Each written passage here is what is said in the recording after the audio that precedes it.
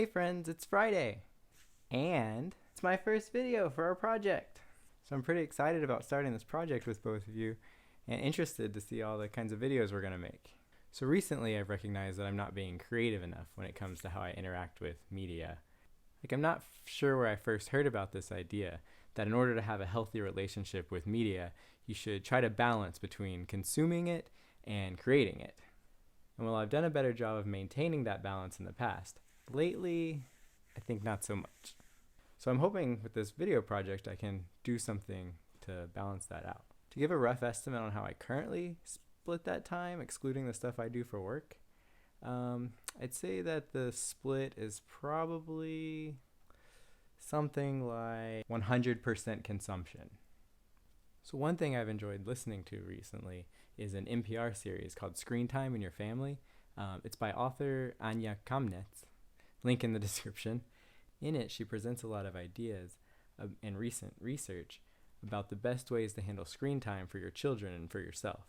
And a lot of it I actually agree very strongly with, compared to other news reports I've read on the same topic that I didn't so much agree with.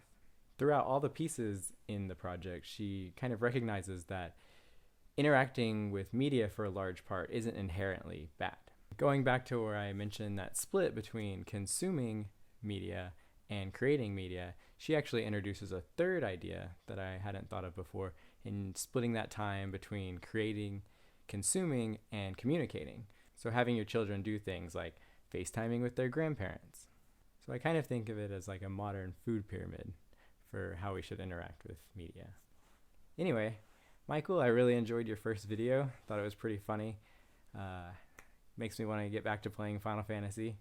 I can only imagine how much anger is coming out of that dungeon via the chat.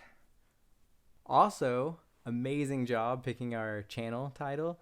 The Friends Justify the Means. It's the best. TFJM, because we're just going to ignore that second T. I love it. It's awesome.